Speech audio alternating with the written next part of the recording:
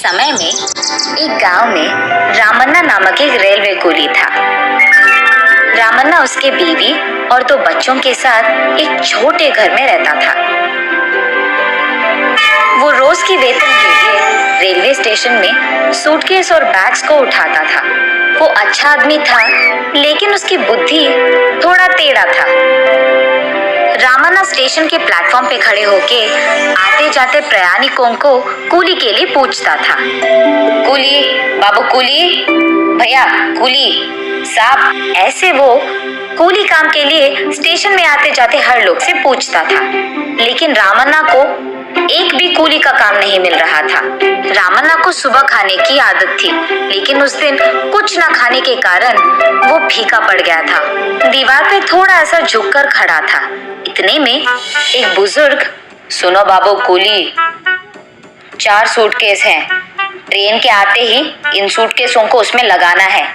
जी साहब, लगा दूंगा। रख तो मैं दूंगा, लेकिन कितना दोगे ये तो बोलिए। हर सूटकेस का 5 रुपए मानकर मैं तुम्हें 20 रुपए दूंगा। क्या 5 रुपए दोगे? तो तुम ही उठा लो ये बैग। जाओ जाओ, सूटकेस का 25 रुपए मानकर 100 रुपए दे दो। क्या सूटकेस का 25 रुपए? मैंने सूटकेस उठाने को बोला है, ट्रेन के बोगी को नहीं। जाओ जाओ, मैंने भी सूटकेस के बारे में ही बात किया, रेल की बोगी की नहीं। 4 सूटकेस का 20 रुपए देता बोला। आया बड़ा है कंजूस आदमी। क्या बोला तुमने?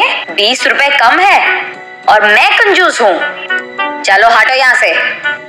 तुम नहीं हो तो बहुत सारे कूली हैं यहाँ पे। हाँ बड़े, आ जाएंगे लाइन में तुम्हारे इस 20 रुपए के लिए। तुम्हें खुद उठाकर रख देंगे रेल में। जाओ जाओ। इतने में रेल स्टेशन पे पहुंच भी गई और रामन्ना के देखते देखते ही चला भी गया। लेकिन रामन्ना को एक भी कूली का काम नहीं मिला था। एक तो पैसे नहीं थे और दूसरा उसे भूख लग रहा था। इसी कारण रामन्ना को गुस्सा आ गया था अपने आप पे और अपनी परिस्थिति पे। उस गुस्से में वो अपने आप को कोसने लगा। अब करने को कुछ नहीं था, तो इसीलिए रामन्ना ने फैसला किया कि कम पैसों में कूली का काम कर देगा। लेकिन उसे सारे स्टेशन में कोई काम नहीं मिला। ऐसे दिन ढल भी गया और उसे एक फूटी कौड़ी भी नहीं मिली। उसी दुख में वो अपने घर का रास्ता पकड़ा। घर पहुंचते ही पापा के इंतजार में बैठे उनके दोनों बच्चे दिखे उसको। अपने पिता को खाली हाथ देख दोनों बच्चे बहुत निराश थे। अपने बच्चों को ऐसे देख रामन्ना भी दुखी हो गया। दिन ब दिन घटता उसके परिवार का हालत देख रामन्ना अपने आप में रो दिया।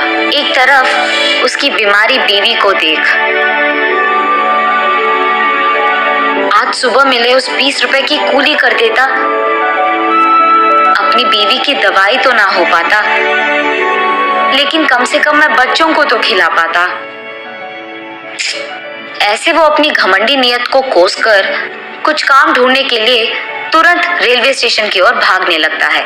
आधी रात तक काम करने के बावजूद उसे उसके खर्चों के लिए काफी पैसे भी नहीं मिलते हैं। इतने में रेलवे स्टेशन में मौजूद पुलिस आधी रात को रामन्ना को उधर मंडराते हुए देख उस पे शक करते हैं। चोर समझकर उसे पुलिस स्टेशन ले जाते हैं। साहब, मैं कोई चोर नहीं हूँ साहब, मैं एक कूली हूँ साहब। ऐसे उसके कहने के बावजूद पुलिस उसका बात नहीं मानते हैं। उसके पास मौजूद थोड़ी बहुत चिल्लर भी ले जाते हैं। तुम्हारे कूली का पहचान लेकर कल स्टेशन आओ, तब तुम्हें छोड़ते हैं। साहब, मैं कोई चोर नहीं हूँ साहब, मेरी बात तो सुन लो साहब।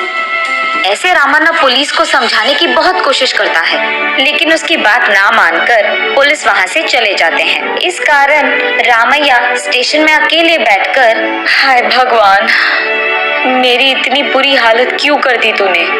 मेरे पास बचे चिल्लर भी उन्होंने ले लिया। आज मैं अपने बच्चों को क्या खिलाऊंगा?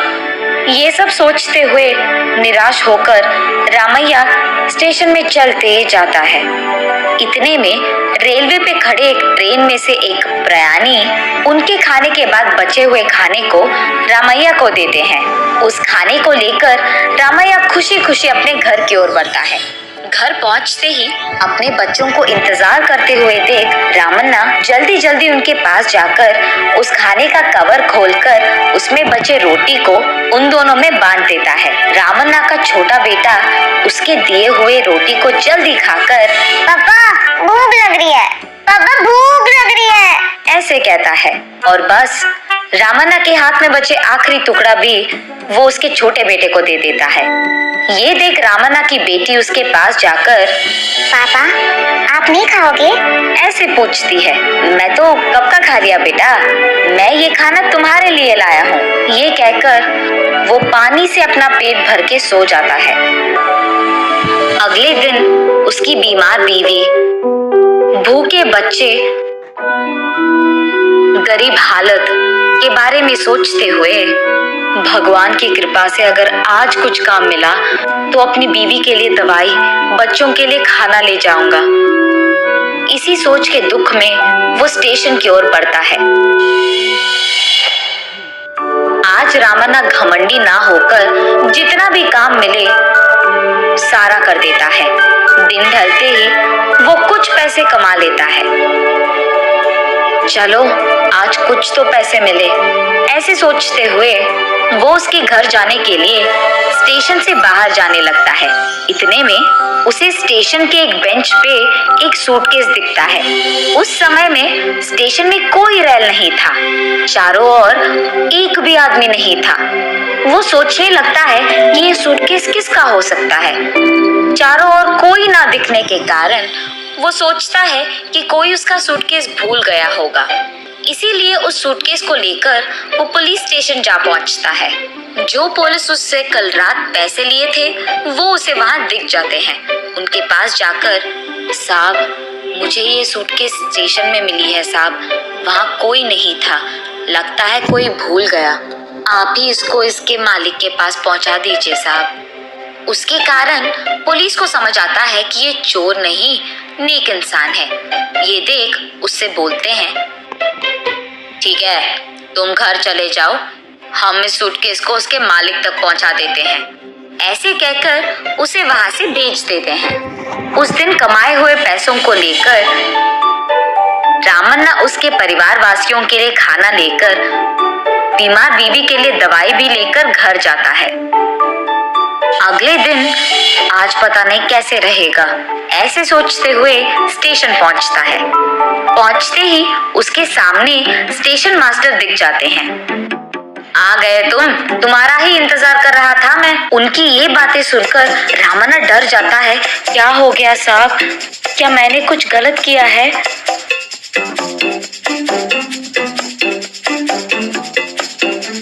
अरे रे, ऐसा कुछ नहीं है रामन्ना, कल रात के तुम्हारे अच्छे काम के लिए तुम्हें तोहफा मिला है। तुमने जो सूटकेस पुलिस लोगों को पहुंचाई थी वो एक अमीर आदमी का है। तुम्हारी अच्छाई की दाद देकर तुम्हारे लिए कुछ पैसे भिजवाया उन्होंने। हर अच्छे काम का प्रतिफल होता है। ये कहते हुए स्टेशन मास्टर रामन्ना को वो पैसे देता है। अच्छे काम करते हुए अपनी जिंदगी और जिम्मेदारी निभाओगे तो उसका प्रतिफल तुम्हें हमेशा मिलेगा।